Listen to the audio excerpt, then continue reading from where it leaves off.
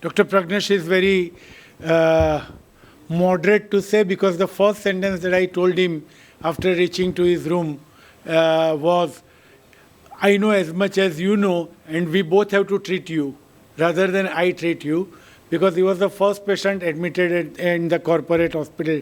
And we are exceedingly sorry that he had to sit outside the hospital for about 1 hour in the ambulance because we were not prepared at that time.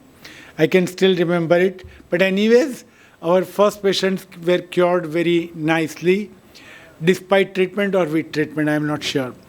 After a long time, not after a long time, this is my first sponsored lecture in a conference. I had few lectures in small groups, but this is the first occasion when I have to say my financial disclosure that this is a sponsored lecture. However, I am very happy to tell you that I have changed many of the slides and taken the help of Medscape. So the molecule is close to me, and whatever I am going to speak is absolutely scientific and something that I follow. So despite being financially involved with this lecture, things are pretty fine on the road. Most of the time, Dr. Bansi, if I don't use the word doctor, don't feel abnormal because they are all close to me. So most of the time, Bansi, whenever he organizes a conference, he decides my lecture in the last. Whenever a lecture has been rejected by everybody, then he gives it to me that Urman Bhai will try his best for something which is abnormal. So this is for the first time that in practical diabetology I am getting something which is very well known, very popular. So this is a very abnormal feeling for Vipul and Dhruvi. I'll be taking few minutes more because I am going to finish fast. So Vipul and Dhruvi, I am calling them kids, but looking to the first 6 lectures, I realized that kids have grown up. And the future of diabetes, at least in Gujarat, is in very, very safe hands. Looking to the first lecture that we heard, the duologue, wonderful. You are given a sponsored lecture in 2 cases. One is when you are doing a very wonderful practice, looking for 80 to 100 patients a day, which I never did in my life. Or second, when the organizers believe that he has been so senior that we do not want him to work a lot, hand him over a prepared lecture. But again, that is not the case, and that's why I have made a lot of changes in the lecture. So these are the things that we are going to discuss today. Strap your belt. We are going to be very fast, and only those slides which are not seen by you, that's where I'm going to stop, because I'm pretty sure you have seen most of the slides. Typical patient, 57-year-old, diagnosed with T2DM, duration 10 years, HbA1c 7.2, which is not fine according to me, and blood pressure is reasonably okay. So he is one of those patients who are having type 2 diabetes, which we see regularly. What is his renal health? When we look at the renal parameters, eGFR is 64, more than 60, very good, no issues. And that's the first message that I want you not to take home, because I know you all know that message, but I want you to hand over to all your patients that this is not a complete picture.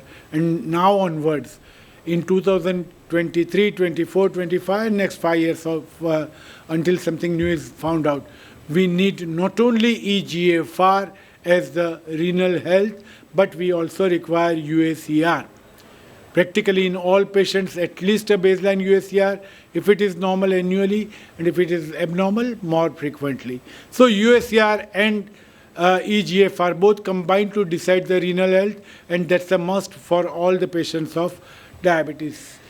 Not only we need to get monitoring of UACR, we need to transmit this message that UACR is something that determines not only renal complications, but it determines the cardiovascular complication also. UACR is an individual risk factor for cardiovascular disease. A caveat here, and that is what I want you to take home. A UACR determined in a clean catch specimen collected properly. And this is something which we completely ignore. How many times we have asked our patient how to collect urine routine micro? I'm pretty sure most of the times nil. And that's a big mistake, because USCR depends upon how clearly you collect the specimen, whether it is midstream specimen or not, and whether, if it is a lady, whether she has collected the specimen after wiping with a saline swab. If you have not done this, the report is very likely to be abnormal. So always keep a brochure ready and ask all your patients to follow it before giving urine routine micro any time in his life or her life.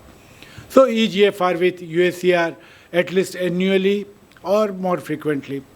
Are all drivers of CVD and CKD progression being addressed? We all know there are three drivers. One is hemodynamic driver, which requires the control of blood pressure, which is done with ACE-ARB. Second one is obviously glycemic control or metabolic driver, which is HbA1c for the time being, or CGM report. And we do it with the help of SGLT2 inhibitors or anti-diabetic drugs. But something that we did not know 5 years back and we have started knowing now is the inflammatory and fibrotic factors. We all know CKD in type 2 diabetes is characterized by a smaller kidney. I won't say small kidney, but a smaller kidney than what you anticipate. And that is probably because of fibrosis that leads to the small kidneys. And that is something we don't target. We control HbA1c, we control blood pressure, but we don't think about these inflammatory and fibrotic factors. And we should know that whenever there is a renal involvement in type 2 diabetes, it starts with inflammation in the kidneys followed by fibrosis that leads to CKD in type 2 diabetes. And therefore, we need to control the inflammatory markers. And we all know that despite RAS blockade and despite SGLT2 inhibitors, there are few patients who progress or worsen to CKD in type 2 diabetes, and that is what is required to be controlled. What is Finerenone? This is a slide I have taken from Medscape, because I did not know that there are multiple molecules, and Finerenone, that is the MR receptor controller, is there since 1960. And I also did not know that there are so many MRAs that have been tried. We all know only 3. Just like metformin, I always thought that there is no progress in the science as far as this mineral receptor activators are concerned. But over 60 years, there are so many. Of course, we are stuck to first 2 only, spironolactone and eplerenone. But there are multiple which have been tried, came on the horizon and went away without being put into clinical practice. And the Finerenone is the latest one. It's a selective non-steroidal MRA which blocks MR overactivation. And MR overactivation is probably the cause for inflammation and fibrosis in a patient having type 2 diabetes. They have distinct chemical structure. You have seen these slides innumerable times, and you can see that the Finerenone structure, it's a major molecule and can block the MR receptors very easily. The hyperkalemia is one of the commonest issues. Apart from that, it is a well-tolerated drug. What are the evidences of effective and safety? You know all these trials. Again, largest CKD trial that was carried out, Fidelio DKD and Figaro DKD, and the Fidelity, which was a meta-analysis of both these trials. And we know that all these trials came out with the results that Finerenone, without any doubt, reverses the diabetic nephropathy, reduces USCR, it improves the EGFR, and that's how it's useful.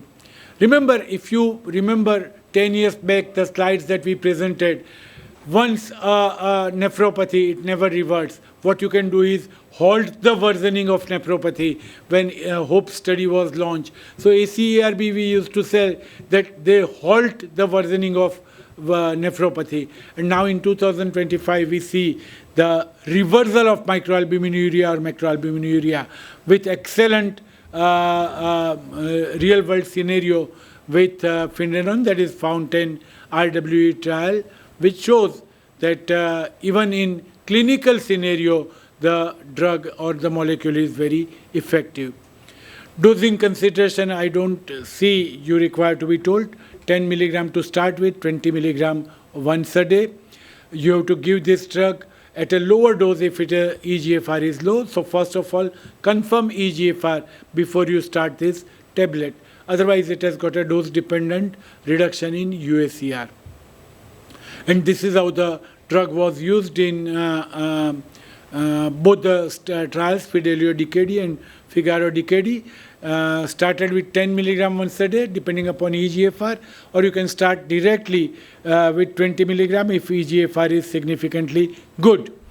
And then keep an eye on EGFR and serum potassium and accordingly adjust the doses. Serum potassium remains normal. You can increase 10 to 20. If serum potassium goes above the critical levels, then you have to stop the drug. Guideline recommendations are there, and we, just like in cardiac failure, now we see three-pillar approach, that is RAS inhibitors, ACE or ARB, then non-steroidal MRS, and SGLT2 inhibitors. What I am going to show in next few slides, which is something very important and very new, is the combination therapy. Most of the trials carried out on Finerenone showed that patients already on SGLT2 inhibitors were never more than 10% or 15%. But now we have got a trial, the recent trials, which shows, the confidence trial, that already if the patients are on SGLT2 inhibitors, adding Finerenone helps a lot. Or you can start with Finerenone and add SGLT2 inhibitors later. But we had not seen trials where both of them were combined together, and one can see excellent results with confidence trial, confidence and confidence PH2 trial, which had a study design of using both the molecules simultaneously. As you can see here, these are the baseline clinical characteristics. You can go through it at a leisure. We'll go only to the conclusion, and it shows that when you combine SGLT2 inhibitors with Finerenone, the results are much, much better. So, what is my recommendation or my take-home message? Obviously, lower incidence of hyperkalemia. This is something which was very important with the confidence trial. When Finerenone was used all alone, the hyperkalemia incidence was 4.5 to 6. But when used with SGLT2 inhibitors, the hyperkalemic incidence was less. And these were the key conclusions. More efficacious, more reduction in albuminuria, and less incidences of hyperkalemia. So now we have got 4 pillars. GLP-1 receptor agonist is being added. I'm not sure about the evidences that you have at present, but at least you have got 3 pillars that you can go. The SGLT2 inhibitors, as I told you, reduce hyperkalemia, enhancing the tolerability, and therefore combination therapy is important. The last slide, very important slide. There are 3 ways you can use these molecules.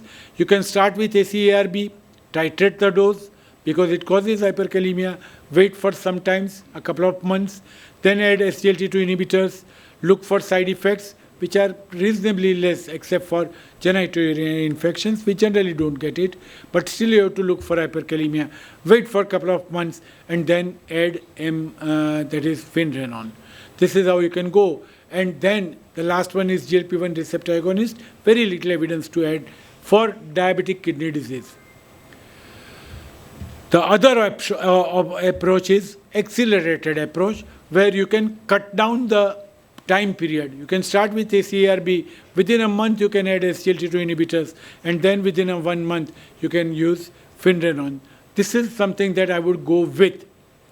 But now, the third approach that is coming, just like in diabetes, start with all the drugs molecules simultaneously. It's little bit riskier. You have to be on your toes for serum potassium when you are using ACE-ARB with Finerenone, but you can do it. And there are now a couple of trials that are coming. They will start with all 3 drugs, and the results for cardiac failure in diabetes, results for DKD in diabetes, and results for reversal of albuminuria are very, very good. Of course, you are required to check the potassium very periodically. If your patient is unreliable, coming from a village, you are not sure whether the patient would come back within 2 weeks, 4 weeks, and 8 weeks, then please be careful before using Finerenone with ACE-ARB. Be careful in summer in an old patients above the age of 70. Be careful if the patient is on diuretics. Be careful if the patient is going to take some NSAIDs without consulting you. And be careful if there is postural hypotension. But always think about measuring potassium very regularly and accordingly reduce the dose of Finerenone, stop the drug for the time being, or continue or increase the drug. So, Finerenone rapidly reduced the clinical events and improved the health status across all clinically meaningful subgroups, whether it was male, female, whether the patient was on SGLT2 inhibitors or not, whether the patient had a longer duration of diabetes or not, whether the patient's HbA1c was well controlled or uncontrolled. In all groups, it significantly and rapidly reduced the albuminuria, reverted it in many cases, and that's why it's going to be a primary drug in near future for type 2 diabetes with CKD. Remember, SGLT2 inhibitors have been now approved for CKD in absence of type 2 diabetes, but not Finerenone. So, the indication for Finerenone would be to start with or without ACE, not with or without, with ACE-ARB, with or without SGLT2 inhibitors in type 2 diabetes with CKD. Thank you. Thank you, sir.